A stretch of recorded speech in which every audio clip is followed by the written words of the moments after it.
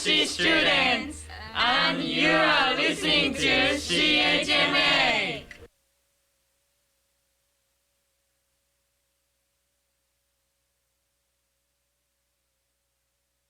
The time is 9 o'clock and you're listening to CHMA 106.9 FM in Sackville, New Brunswick.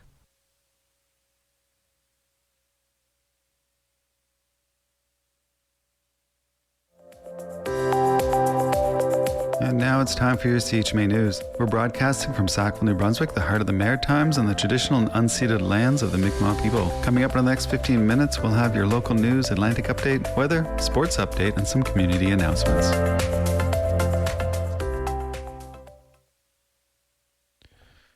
Hello, and welcome to CHMA's local news at 106.9 FM and chmafm.com.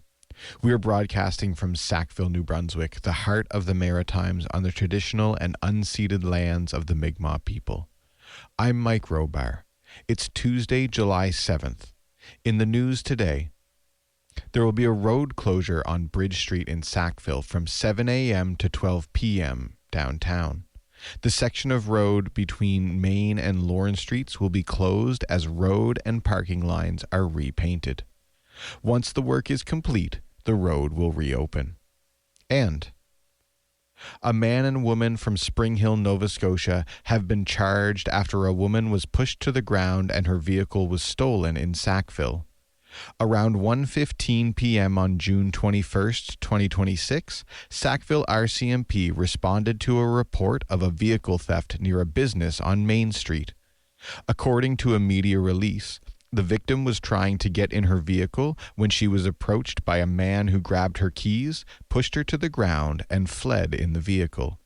The victim was transferred to hospital with what police believe to be minor injuries. 4 days later, on June 25th, 2 suspects were arrested in Sackville and remanded into custody. Zachary Chatfield, 24, and Melissa Chatfield, 45, were both charged with robbery in Moncton Provincial Court on June 26, 2026, and were remanded into custody pending a future court appearance. On July 2nd, the pair appeared in Moncton Provincial Court and were released from custody pending a future court appearance. The investigation is ongoing. And now, I spoke with Kelly Taylor and Chris Farella with the Sackville Food Bank about a new fundraiser to support a future expansion.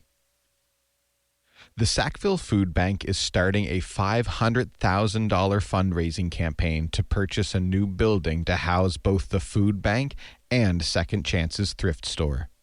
The capital fundraising campaign is in its initial stages, with plans for an announcement event expected in the coming months.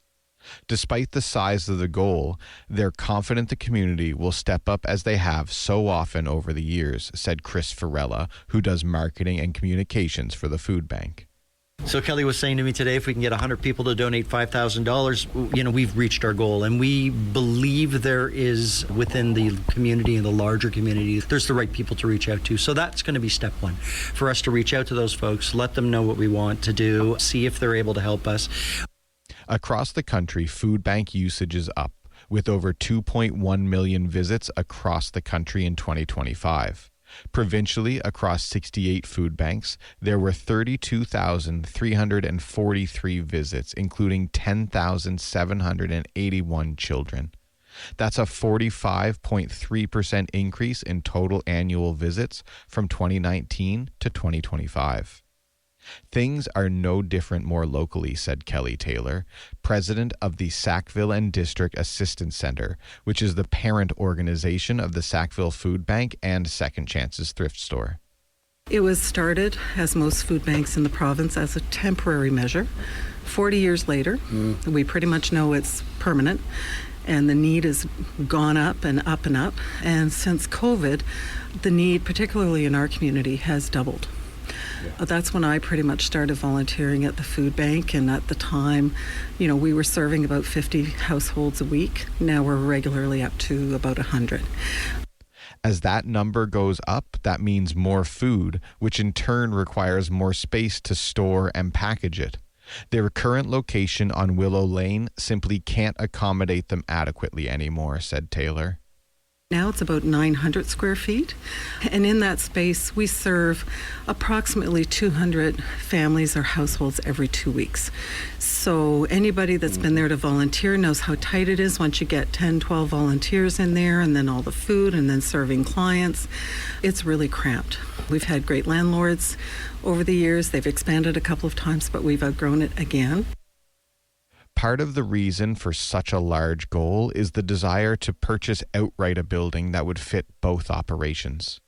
Though they have excellent landlords at both locations with stable agreements, Taylor said owning their own building would open up more grant opportunities. As an example, the food bank has tried unsuccessfully to get grant funding for a generator to keep their fridges and freezers running in the event of a power outage, she said. We've never been able to get approved because they look at, you rent a building. If you move, what happens to the generator? It has to stay behind. If you own your own building, grant money becomes available that you can apply for capital renovations and capital infrastructure that you need to run your building and to run your business. And that is not available to us because we rent. So the plan is to raise the money to be ready for whenever a suitable building pops up, which for Taylor would be something that's at least 5,000 square feet. And if they find something bigger, that's good too. If it's larger, then we have other ideas that we could look at as a board of directors to offer other programs. Like, it'd be wonderful if we could have a working kitchen. We could do cooking classes, nutrition classes, food recovery plans. We could rent out the kitchen to people that need it for any large events, or, if you're doing canning or something like that. For now, though, the team is focused on communicating with and educating the community about their needs, said Farella. Everything that we're talking about is actually a direct reflection of the generosity of the community, as opposed to the vision of Kelly and Chris or whoever, Jake, our assistant president. So it's really important for me to have everybody in Sackville know that this is their place, and that they're helping us build it, and every donation that they make, whether it's financial towards a capital campaign or DVDs that they no longer use, they're critical to Sackville and the food bank. For CHMA, I'm Mike Robar. And this is Theodore Bramarack with a story about a Detroit artist bringing nearly a decade of work to Strutt's Gallery.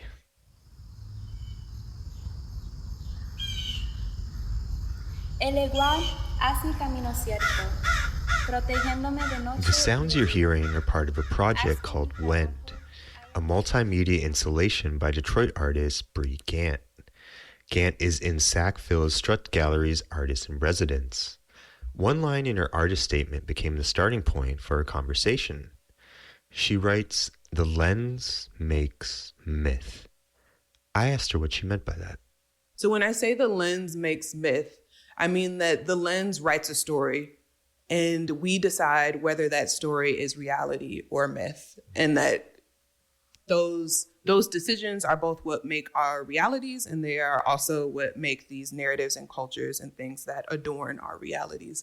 Wend draws together nearly a decade of film, movement, and sound shaped by the people, places, and experiences that have influenced Gant's work. This work is called Wend. It came together in 2022, but I started making it in 2015. And it really offered me that language of my practice of working at this intersection of lens and performance, and helped me understand that, yes, I'm an artist. I'm very much rooted in art, but I also have started to see my practice as a research methodology. And so it's this 20-minute 3-channel piece. There's 2 visual channels and 1 sound channel, and it's really field notes of the city and movement studies of friends and collaborators working in public and private spaces. Although she's in Sackville now, many of the ideas behind Wend took shape years earlier. Growing up in Detroit and later studying in Washington, D.C., Gant watched both cities change. Those experiences led her to think deeply about gentrification, how neighborhoods change, who benefits from those changes, and who gets left behind. Yeah, it's super complicated. I used to avoid trying to define it and explain it, but it is good to just reflect on how how I experience it and how I'm using it, at least in reference to my work, which is that it's distinct from community development. It's actually a much bigger and ongoing process. It is not specific to a race. It's actually more specific to class, but that often intersects with race. So it's important to like hold these experiences in context. I think we can make gentrification personal because we do each have power in the decisions that we make when we're moving, when we're putting our kids in school, when we're purchasing property or leaving family properties. But ultimately, gentrification is this intentional divestment and then flipping and investment of spaces in order to make a profit. But our conversation didn't stay with cities for long. Another idea kept resurfacing: movement. For Gant, dance isn't separate from her artwork. It's another way of understanding herself and the world around her. And so for me, dance becomes both a spiritual and a critical experience of, oh, I can do so much more with myself. You know, I don't have to move through the world the way that I've been told that I move through the world. And whether you're in a dance studio or on a dance floor, once you start moving your body differently, it really frees up the way you feel and think about yourself. Detroit is never far from Gant's work, but spending the past few weeks in Sackville left her thinking differently about the community. I've come to realize that people move to cities to be alone. You can move to a city and not have a lot of close friends, not have a solid community, versus in a small town like Sackville, much more of the town becomes your community out of necessity because you're going to see more of the same people every day. For the next few weeks, Wend invites visitors to explore the questions that have shaped Gant's work for nearly a decade. The exhibition remains on display at Strutt's Gallery until July 23rd. For CHMA News, I'm Theodore Remerak. Hi, I'm Micah Branch, and you're listening to CHMA 106.9 FM in Sackville, New Brunswick. Hi, this is Carissa from Radio Laurier, and you're listening to CHMA. And here's Brian Nielsen with your CHMA Sports Update.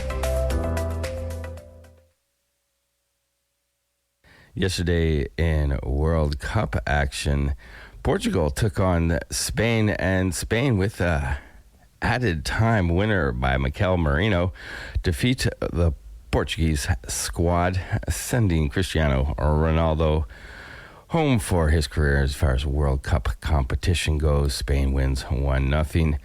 And in the late game, where there arguably were players that shouldn't have even been on the pitch, the United States of America did not even show up on the field. They end up losing 4-1 to Belgium. Belgium moves on to the quarterfinals. They'll end up facing Spain. Major League Baseball yesterday, just 8 games happening.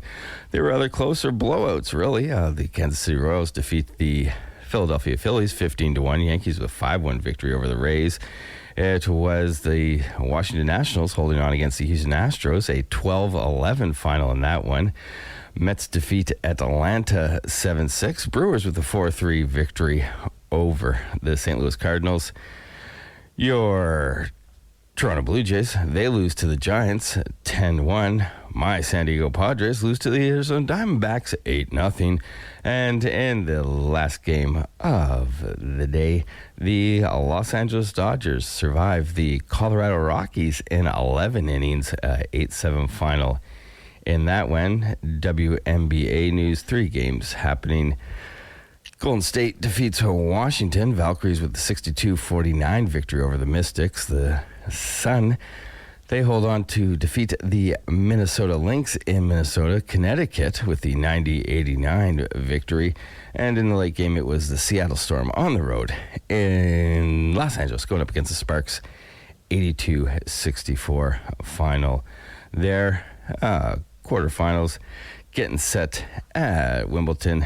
Sinner playing Stroff. Number 3, Felix Auger-Aliassime going up against Novak Djokovic.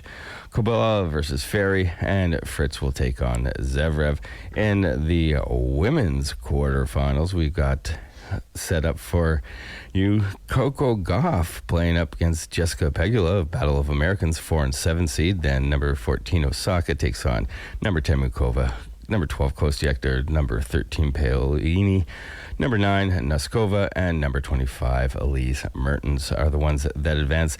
The only other Canadian joining FAA in Wimbledon competition still is Gabrielle Drabowski. Her and her Australian teammate continue on in the third round of the women's doubles.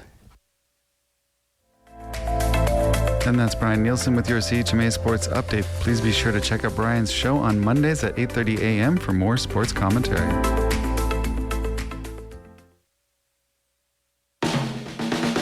Hey, this is Bahamas. You're listening to CHMA 106.9 FM in Sackville, New Brunswick, home to some of my dear friends Jesse Baird and Julie Duran.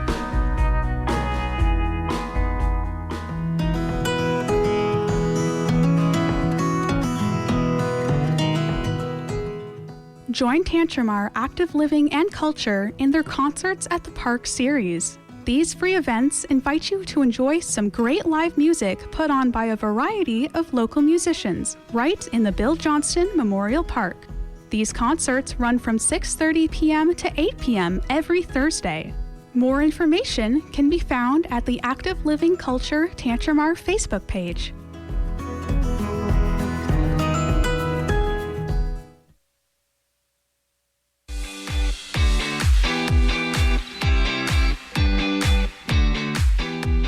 Summer is better with a barbecue. Join Active Living and Culture at the Visitor Information Center on 34 Mallard Drive for summer barbecues. These are free lunches with great conversation and a chance to connect with the community. They will be held on the last Thursday of the month.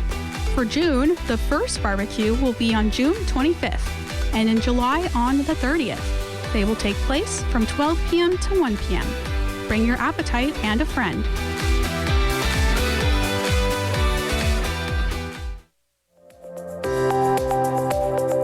And that was your CHMA News. Please visit www.chmafm.com for more news and to sign up for our email newsletter. Funding is provided by our monthly sustainers, the Community Radio Fund of Canada, and the Municipality of Tantramar's Community Development Grant. If you have a story idea or would like to include an announcement, please write us at news@chmafm.com.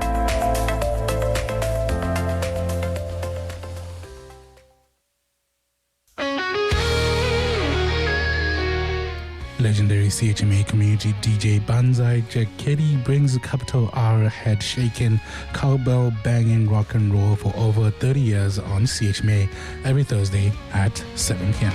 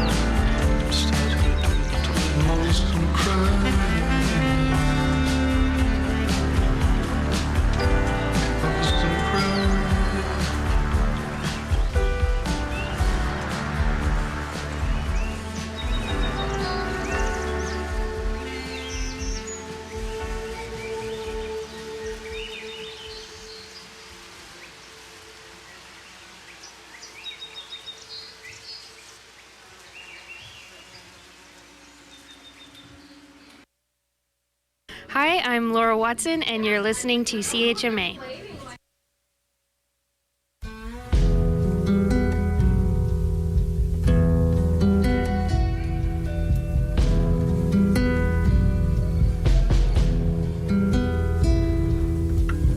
To be a young one with so much left of life, when any old connection could shape my mind, when love affairs were my primary strife, when distraction was so easy as was living a lie.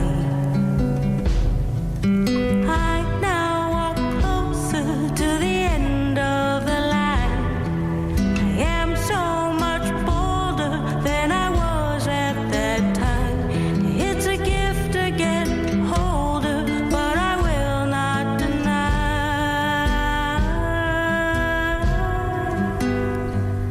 the grief it carries over.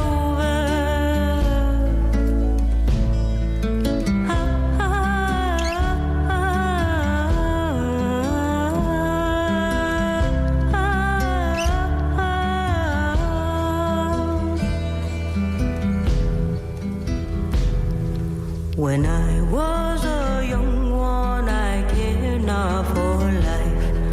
My body was a fortress, thought I'd never die.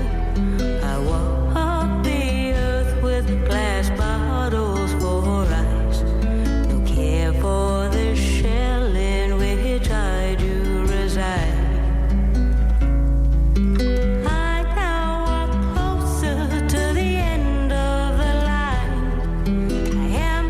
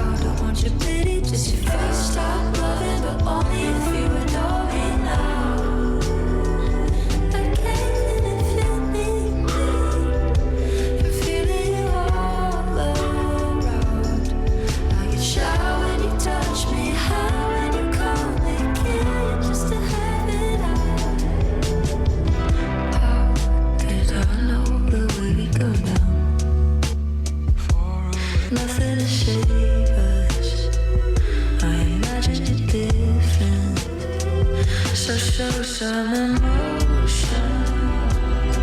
Get your act like you can. 'Cause you kill like a gun and shoot at my heart, and that's not fair. Won't you admit like when you said that you miss me? How don't want your pity, just your first stop loving, but only if you adore me now.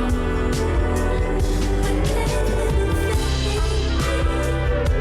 I'm feeling you all around. Like the shower when you touch me, how when you call me, and just to have it